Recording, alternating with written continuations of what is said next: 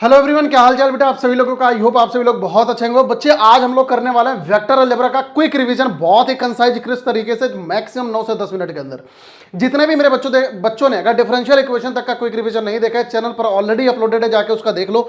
और साथ ही साथ उसकी जो पीडीएफ है बाबू, ये दृष्टि स्कूल पीसीएमबी टेलीग्राम चैनल, इसको स्कैन कर लो, लिंक डिस्क्रिप्शन बॉक्स में मिल जाएगा। सारी की सारी पीडीएफ यहाँ पर अवेलेबल है, जाके फटाफट उसे रिवाइज करो अभी के अभी। तो चलिए शुरुआत करते हैं वेक्टर अलजेब्रा का कंप्लीट माइंड मैप, और बहुत ही कंसाइज और क्रिस्प तरीके से। सबसे पहले पॉइंट के बारे में बात कर लेते हैं। अगर कोई पॉइंट इस तरीके से लिखा है तो हम यहां पर एक्स कोऑर्डिनेट के साथ में आई कैप, वाई के साथ में जे कैप, जेड के साथ में के कैप लगा देते हैं। जैसे यहां पर ये 0 0 है तो 0 आई कैप, 0 जे कैप, 2 के कैप। ये 3 - 2 6 है। लिखना जरा एक बार बिना देख के इसको, और एक बार इसको भी लिखो ऐसे बिना देख के, ठीक है। कमेंट सेक्शन में जल्दी से अभी लिखो। नेक्स्ट है बाबू पोजीशन वेक्टर। पोजीशन वेक्टर हम किसे कहते हैं? अगर हमारे पास कोई भी point a i cap, b j cap, c k cap है, इसको अगर हम ओरिजिन से मिला देते हैं तो this is the position vector of this point, ठीक है। साथ ही साथ अगर यहां पर पोजीशन वेक्टर में एक बात ध्यान रखना, इसको हम क्या कहते हैं सर? इसको हम कहते हैं इनिशियल पॉइंट, इसको हम लोग कहते हैं फाइनल पॉइंट, ठीक है।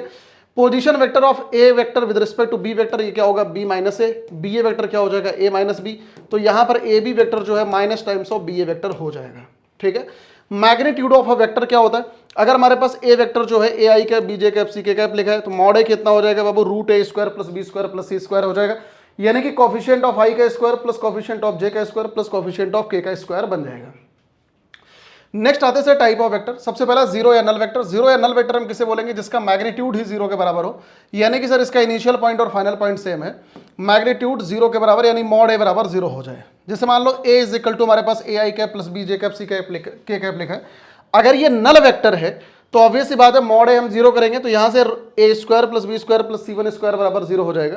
तो यार तीन ऐसी क्वांटिटीज जो कि पॉजिटिव हैं, इनका समेशन अगर जीरो है तो ऑब्वियस सी बात है यहां पर ए भी जीरो होना चाहिए, बी भी जीरो होना चाहिए, और सी भी हमारा जीरो के बराबर ही होना चाहिए। नेक्स्ट है बाबू इक्वल वेक्टर। इक्वल वेक्टर हम किसे बोलेंगे? जिसका मैग्नीट्यूड और डायरेक्शन दोनों बराबर हो जाए। जैसे मान लो ये हमारे पास दो वेक्टर लिखे गए, अगर ये दोनों इक्वल हैं तो यहां पर a1 बराबर a2, b1 बराबर b2, c1 बराबर c2 होना जरूरी है।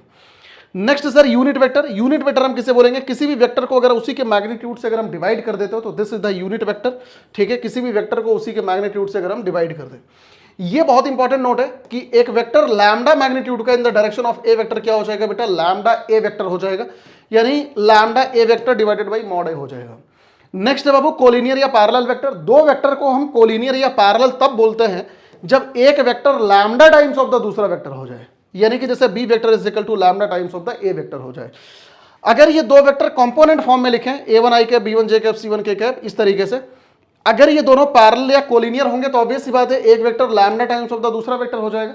तो यहां से a1 is equal to lambda a2, तो यानी कि लैम्डा बराबर क्या हो जाएगा बाबू? a1 बाई a2 बराबर b1 बाई b2 बराबर c1 बाई c2 हो जाएगा। सबसे इंपॉर्टेंट रिजल्ट यही है, ध्यान रखना। ये फॉर्मूला बहुत इंपॉर्टेंट है, जब भी कोलिनियरिटी या पैरेलल का सवाल आएगा तो हमेशा आपको यही फॉर्मूला यूज करना है। नेक्स्ट आते हैं कुछ एक इंपॉर्टेंट नोट। दो पॉइंट से मिला के एक वेक्टर बनता है, एक वेक्टर हमेशा कोलिनियर होगा, यानी कि दो पॉइंट हमेशा ही कोलिनियर होते हैं। तीन पॉइंट से हमारे पास दो वेक्टर हो सकते हैं, दो वेक्टर कोलिनियर हो भी सकते हैं और नहीं भी हो सकते।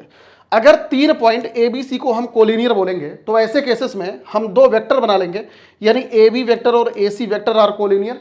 तो ऐसे केसेस में A B vector is equal to lambda times of the A C vector हम लोग लिख रहे होंगे। भैया को इनिशियल वेक्टर हम किसे बोलते हैं? अगर हर एक वेक्टर का इनिशियल पॉइंट सेम हो जाए तो ऐसे वेक्टर को बाबू हम को इनिशियल वेक्टर बोलेंगे। को प्लेनर वेक्टर हम किसे बोलेंगे? अगर हर एक वेक्टर एक ही प्लेन में हो, सारे वेक्टर अगर एक ही प्लेन में, तो को प्लेनर वेक्टर।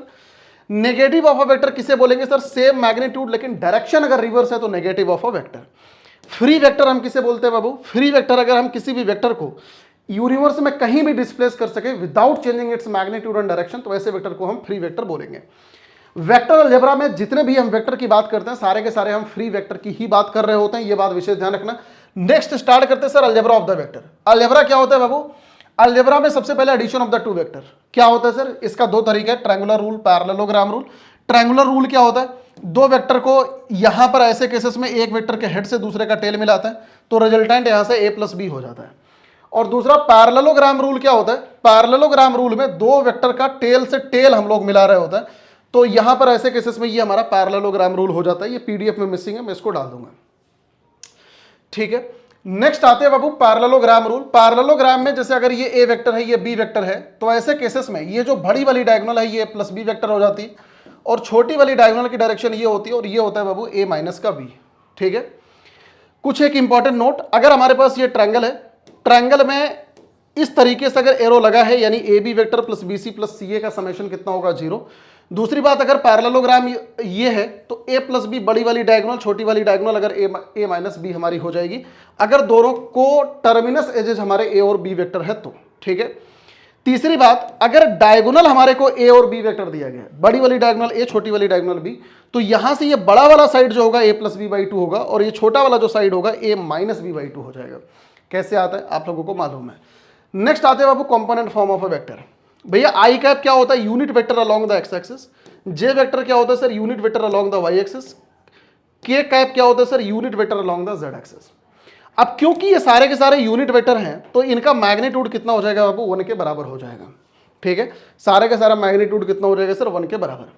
नेक्स्ट आते हैं सर डिस्टेंस फार्मूला, कितना होता है sir, mod a b. Section formula, ये तीनों ध्यान रखना, internal division, external mid point. Internal में m b vector plus n a vector upon m plus n, external में माइनस आ जाता है, मिड पॉइंट फॉर्मूले में a प्लस बी बाई 2 आ जाता है। How to find unknown ratio के सवाल जनरली 3D में आते हैं, उसको हम लोग 3D में देखेंगे। नेक्स्ट आते हैं sir centroid of a triangle. Centroid होता क्या है बाबू, intersection of the median. Median क्या होता है, एक ऐसी लाइन जो कि इस वाले साइड को दो बराबर हिस्सों में बांटे, यानी कि मिड पॉइंट हो अगर इसका, यानी कि यहां पर M1 M2 M3 sir mid point है BC AC और AB का। और सेंट्रॉइड होता क्या है बाबू, सेंट्रॉइड होता है sir a vector plus b vector plus c vector divided by 3। ठीक है, यहां पर सेंट्रॉइड की एक खास बात होती है कि GA/G M1 ये होता है सर 2:1, यानी कि ये बड़ा वाला जो लेंथ है ये 2 होता है और ये छोटा वाला रेशियो 1 होता है। सेम इसी तरीके से ये भी 2:1 होता है, सेम इसी तरीके से बाबू ये भी हमारा 2:1 ही होता है। ठीक है, तो this is the centroid of the triangle. Next आते हैं sir dot product. Dot product में एक एक लाइन इसका फॉर्मूला मैंने आपको बता रखा है। अगर ये ए वेक्टर है, ये बी वेक्टर है, बीच का एंगल थीटा है, ध्यान रखना ये को इनिशियल वेक्टर होना जरूरी है। तो यहां पर दोनों का स्केलर प्रोडक्ट, स्केलर क्यों कहते हैं, क्योंकि मॉड ए स्केलर है, मॉड बी स्केलर है, कॉस थीटा स्केलर है, सब कुछ स्केलर है, तो स्केलर प्रोडक्ट यहां पर ये होता है मॉड ए mod B cos theta. Theta जो है बाबू 0 से लेकर पाई के बीच में होना चाहिए। जब भी आपको एंगल निकालना है तो ऐसे केसेस में कॉस थीटा कितना हो जाएगा sir, A dot B upon mod A mod B हो जाएगा। थीटा जो है 0 से लेकर पाई के बीच में। कुछ एक इंपॉर्टेंट प्रॉपर्टी, सबसे पहली प्रॉपर्टी, अगर थीटा 0 है तो थीटा 0 पुट करेंगे तो ए डॉट बी बराबर कॉस थीटा 1 हो जाएगा, मॉड ए इंटू मॉड बी हो जाएगा। अगर हम ए डॉट ए लिखते हैं तो ऑब्वियस सी बात है दोनों वेक्टर सेम हो जाएंगे, इनके बीच का थीटा 0 हो जाएगा, तो मॉड ए इंटू मॉड ए बराबर मॉड ए स्क्वायर बन जाएगा। तो आई डॉट आई कितना हो जाएगा, मॉड आई square, J dot J mod J square, के डॉट के मॉड के स्क्वायर, मॉड आई मॉड जे मॉड के कितना होता है, 1 होता है। नेक्स्ट, अगर थीटा पाई बाई 2 है यानी कि दो वेक्टर के बीच का एंगल 90 डिग्री है तो कॉस थीटा 0 हो जाएगा, तो ए डॉट बी कितना आ जाएगा बाबू, 0 आ जाएगा। अब आई डॉट जे, आई और जे के बीच का एंगल 90 डिग्री होता है, जे डॉट के, जे और के बीच का एंगल 90 डिग्री, के और आई के बीच का एंगल 90 डिग्री, तो बराबर 0। कंपोनेंट फॉर्म में अगर हमारे पास ए और बी वेक्टर लिखा गया है तो ए डॉट बी क्या होगा, a1 a2 plus b1 b2 plus c1 c2, यानी दोनों के कॉफिशिएंट को मल्टीप्लाई करके जोड़ दो।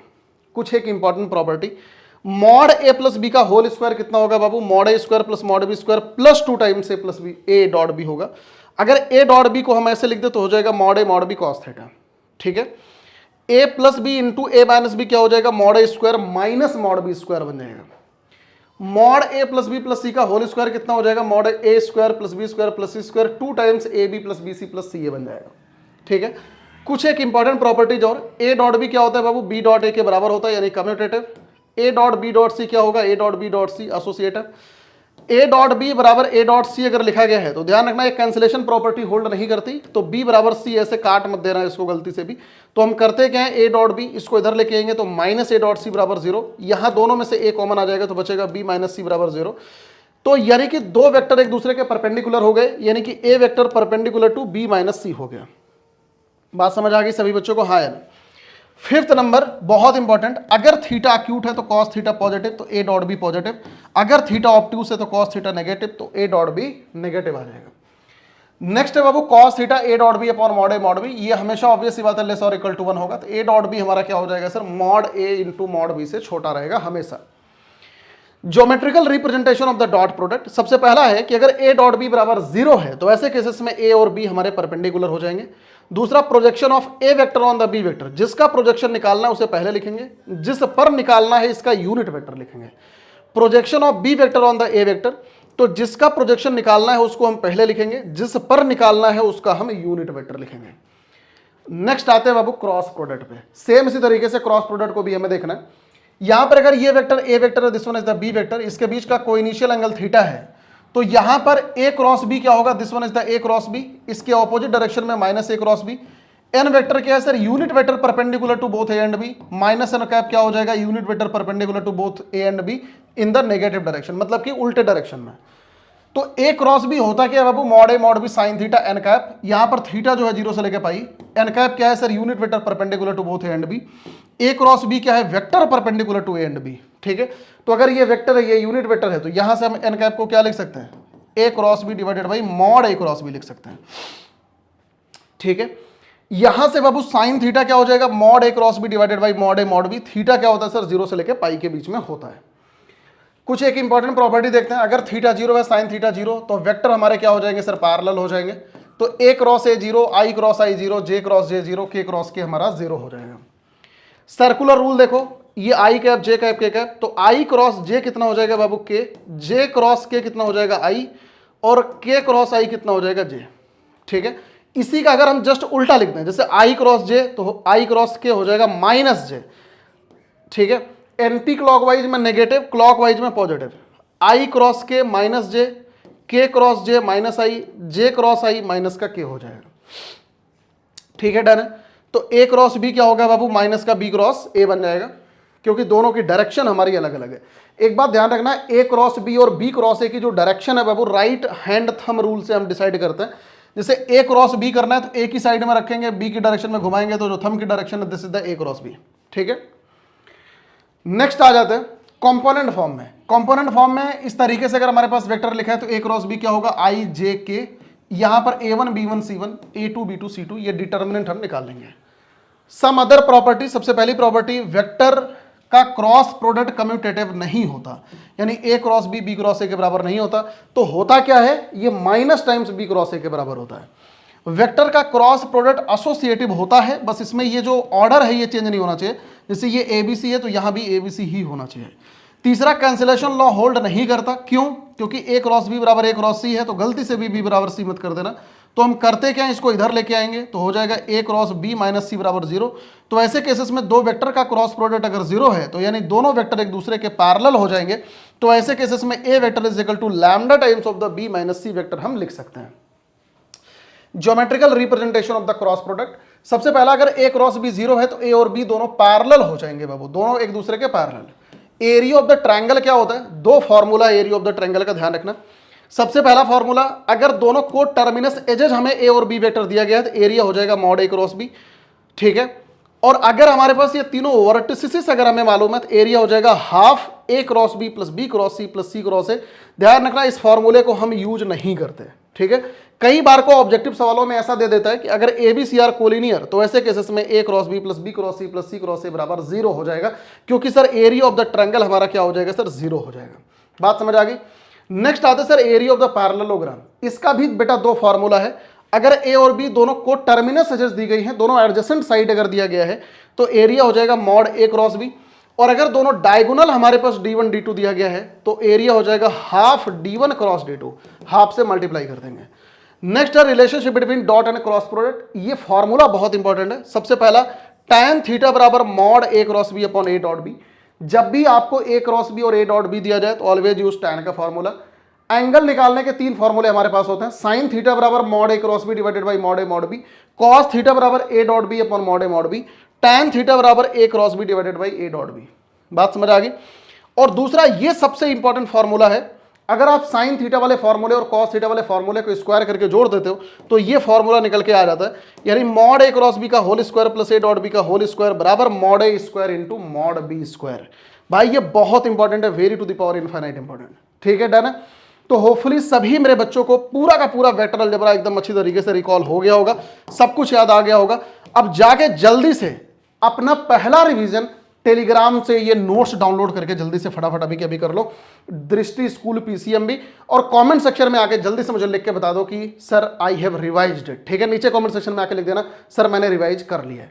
और अगर चैप्टर नंबर 1 से लेकर चैप्टर नंबर 9 तक के अगर अभी तक भी तुमने नहीं देखे हैं, इसी चैनल पर बेटा सारे माइंड मैप मैंने अपलोड करा दिए, उसको जाके अभी के अभी चेकआउट करो। सारा नोट्स इसी टेलीग्राम पर मिल जाएगा, लिंक डिस्क्रिप्शन में है, अदरवाइज इसको अभी के अभी स्कैन कर लो। ठीक है, bye bye, take care, all the best, God bless you all. सभी मेरे बच्चों को मिलता हूं अगले क्विक रिवीजन में, तब तक के लिए शुक्रिया, गॉड ब्लेस यू।